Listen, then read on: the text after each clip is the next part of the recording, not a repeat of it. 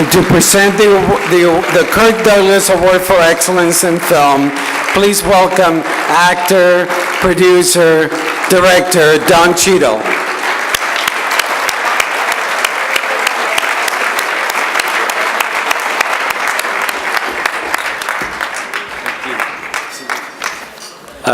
Great tribute. It's great seeing Kirk. It's great seeing Miss Carol Burnett, too. Wow. So lucky. When I was asked to present Warren with his award, I said, yeah, absolutely, I would love to do it. What would you need from me in particular? They said, just get up, you can speak extemporaneously for a couple minutes about it. I said, that's fantastic. And then I looked up extemporaneously.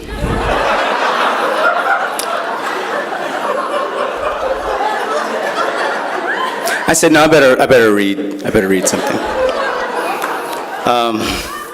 So good evening, Santa Barbara. I have the privilege of presenting the Kirk Douglas Award for Excellence in Film. Tonight, the award is going to a man synonymous with both excellence and film, but somehow these two words feel limiting, too narrow a moniker for such an esteemed iconoclast as Mr. Henry Warren Beatty. There's never been, and I doubt there will ever be, someone as equally passionate, mercurial, forward-thinking, timeless, restless, and patient, disciplined, and ambitious as Warren Beatty. And that constant tension inside of him is always seeking and questioning the complicated truth of moments. He does this, mind you, in an art form propped up by movie magic and make-believe. And through it all, he has starred in, written, directed, produced some of the greatest cinema ever dreamed, and we've seen great examples of it tonight. It's easy to get lost in all of the honors and accolades. 8 films he produced earned 53 Oscar nominations. It's bananas.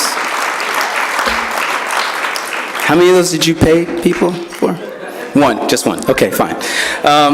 He's been given the DeMille, the Thalberg, the Kennedy Center honor. Warren remains the only person to have twice been nominated by the Academy of Motion Pictures, Arts and Sciences as an actor, director, writer, and producer for the same film. Usually, if you're wearing all those hats, one of them is going to fall off, but Warren wears them all handsomely. If one of them is going to fall off, it's not always comfortably, but he makes it work.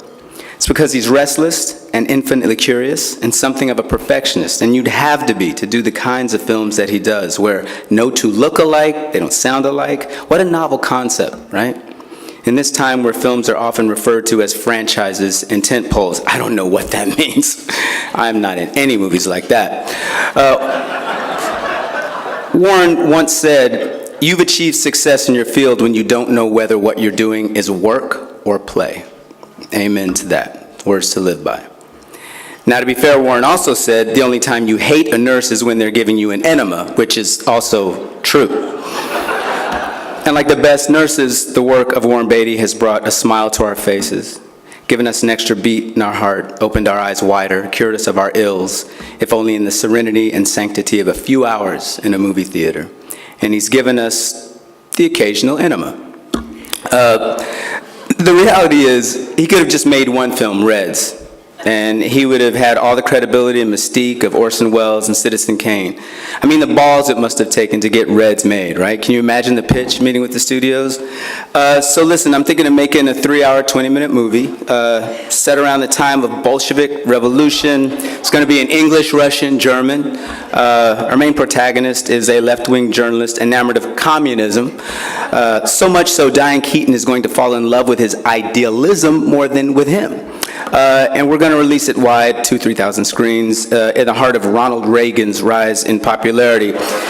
It's going to take about 2.5 million feet of film, a year or two probably to edit, and it's going to cost 3 times the budget of the original Star Wars to make. So, you guys in? You want to do it? The boldness, the willingness to dream big, the ability to create, to stir shit up in the name of real, honest, intimate moments on the largest of canvases in comedy, drama, anything in between, has the hallmark of an extraordinary career, whatever hat or hats he wears. He had to frustrate his share of directors as well. I mean, he had to, because they all knew he was smarter than they were. And he can argue like a great politician. If you need proof, watch Bugsy or Bulworth. You'd imagine he could wear anybody down if he needed to. But with actors, and I experienced this on Bulworth, he was nothing but gracious, kind. He had a vision, but he respected the fact that you had yours as well. And he knows how to get great performances out of his ensemble and to have them all work together as one. As a director, every frame of his films can be viewed on multiple levels. It's his true genius. Warren gets that comedy is never too far away from drama, and vice versa. As a writer and director, he knows those moments right after the big action happens are important. And he's unafraid to let the actors and the audience live and linger in the scene a little longer so that they can just absorb it. He is the master of the unconventional. In lesser hands, Bulworth would have been written off as silly, older white guy doing hip hop.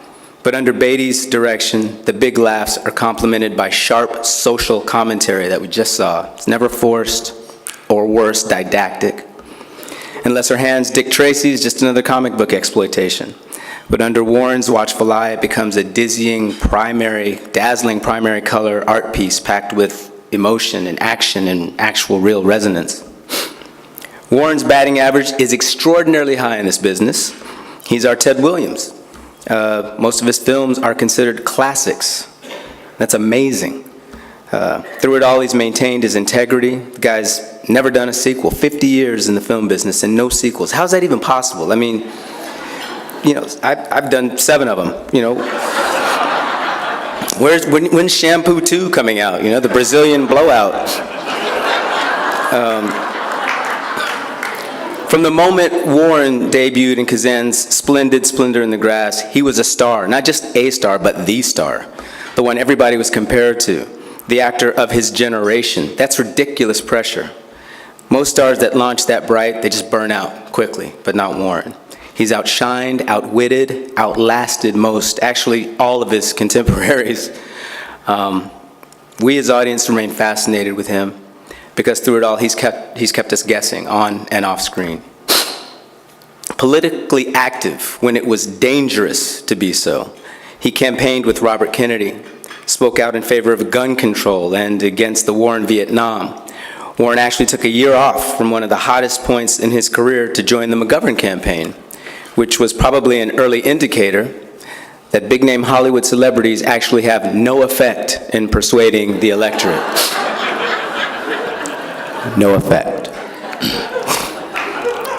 He is a founding member of the Progressive Majority, a member of the Council on Foreign Relations, and he has participated in the World Economic Forum at Davos.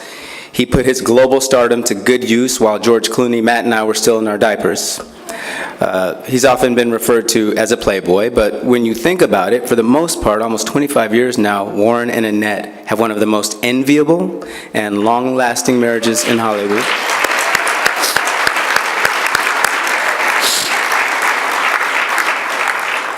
And marriage is probably still harder than getting Reds made, let's be honest. It's appropriate the title of Warren's latest film is Rules Don't Apply because it's how he's lived his life and led his career on his own terms, at his own pace. The film, if you haven't seen it, is about 2 ingenues, a movie studio, a country, wrestling with the crazy actions of a controlling, egocentric billionaire who's going a little insane. Donald Trump called it the feel-good movie of the year.